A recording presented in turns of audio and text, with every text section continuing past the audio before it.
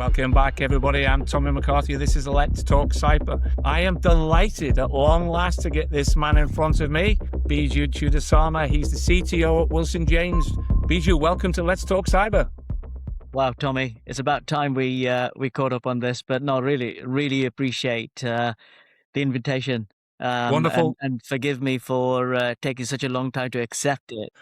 You know, we're no strangers to each other, Biju, due to our involvement with supporting Wilson James. It's on that basis that I'd really like to dig deep into this subject matter, which is really interesting because it touches on the human element and a few other things in and around technology. But I want to start with Wilson James, actually, because as we know, Wilson James operating within the intersection of security, technology, and critical national infrastructure. How has the role of technology evolved in supporting both operational and excellence and security outcomes? So operational excellence and security outcomes. How has technology evolved in supporting those particular roles now? No, I think it's a great question. I mean, I'm my role at Wilson James has morphed, and I think a lot of people call it field CTO. And from my perspective, what I'm looking at now is prior, a lot of individuals look at technology and look at technology security around, well, how do we ensure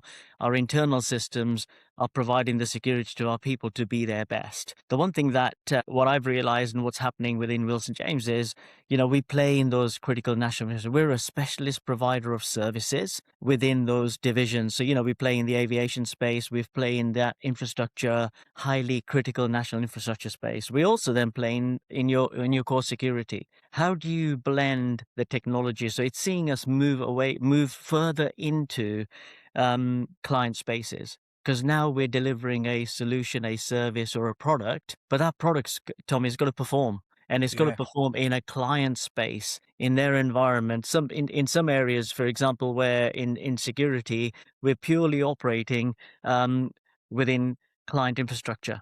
So we're looking, we've got access to that. So how do we as a third party supplier provide the protection on that? So it's quite a tough challenge.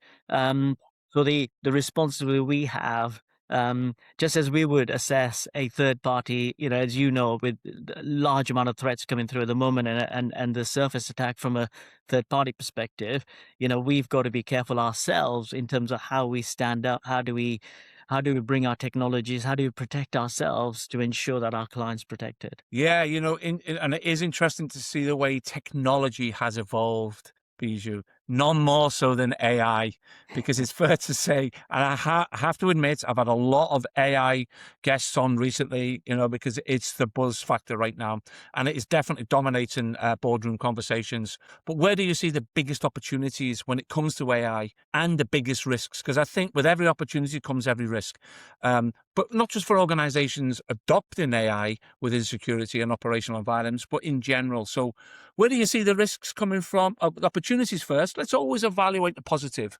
Let's look at the opportunity, but on the back of that, let's be mindful of the risk. So in your own opinion, where do you see the opportunities coming from? I think maybe if I and it's interesting because maybe I'll flip this a little bit, and it's the risk that I identify that is not a risk that you and I would typically put in the risk category. I think there's a lot of organizations, because it is about, it's the overused two letters that are available, at the moment. A lot of organizations are putting their head in the sand. The risk is not to ignore it, but the risk is understand it, right? So for me, if I now go into the positives, can where we've looked at it from a Wilson James point of view, and if I look at it from a personal perspective, is can I get a piece of technology that will allow me to be more productive as an individual?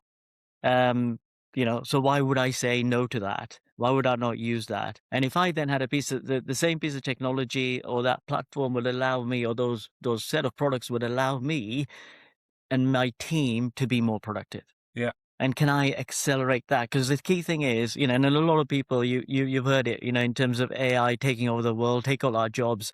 Definitely where we're looking at it from Wilson James' perspective is, how do we get information? How do we get data in the hands of those individuals fast enough so we can make the right decision? The bit is accelerate the bit that takes a long time to put together, to assess, to analyze, to research, and then present that as a set of criteria that allows that individual to make that decision, and Yeah. then progress with that. So the associated risks then, obviously, to improving the capability, the functionality of your operations, because I know how vast your organization is. It's a minefield to even start to understand how you guys coordinate everything. So where do you see the risks coming from when you're adopting the likes of AI in the workplace? Governance, Tommy. I think Well done. governance, in terms of what are you allowing that platform to access? I mean, we're developing something right now, which is kind of our own.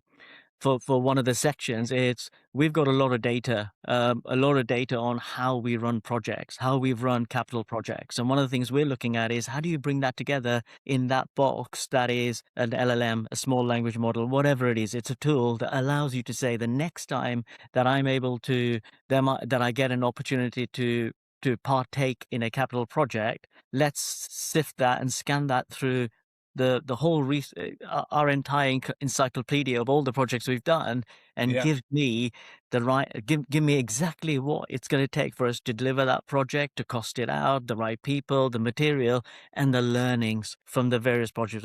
You're never going to so that's one example of, but how do I put governance around that? Because the Yeah. governance around that is the accuracy of the information it's going to help me run. I think governance is key. Yeah. Yeah. And I think and then the continuous approach towards ensuring you keep looking at that, because there'll be new nuances coming through, new upgrades coming through of the technology you're using. How do you ensure that it's still limited?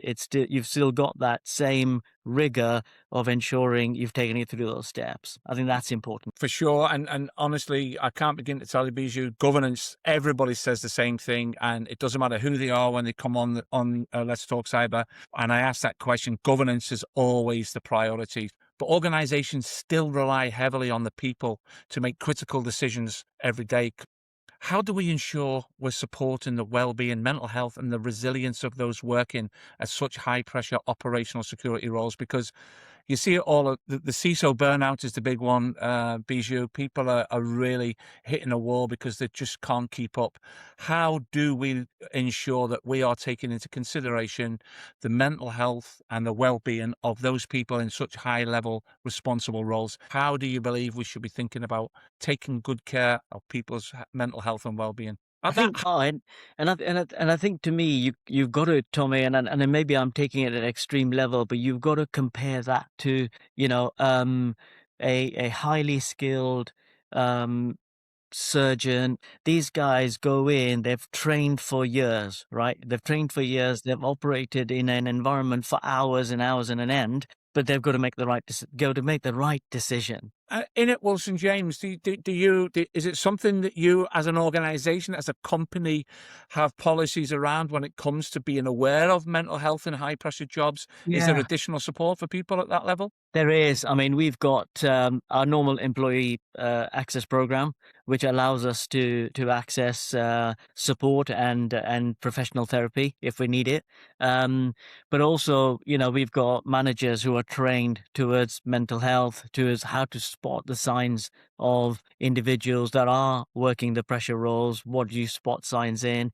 And we're constantly looking at, how does technology help us do that? How do we spot? Do we put something around CCTV? Could we look at traits that allow us to understand, actually there's an individual there that is about to come and do quite a critical job, that is at risk. They're operating high level. If they're operating complex machinery, are they in the right frame of mind to do so? So I guess then one encouraging point you'd like to leave us with it when it comes to considering the challenges that everyone's facing now in this high octane industry that we're all being, dragged along in. What are the few words of wisdom and advice you'd like to give to your peers in relation to mental health around their workforce, to make sure that everyone's supporting each other correctly? I think to me, everyone's doing this, but in terms of checking in on individuals, making sure their well-being, but that's kind of standard. The other thing I'd say is, in this world of AI, in this world of speed, and I know what I'm about to say is quite difficult, is how do you find time?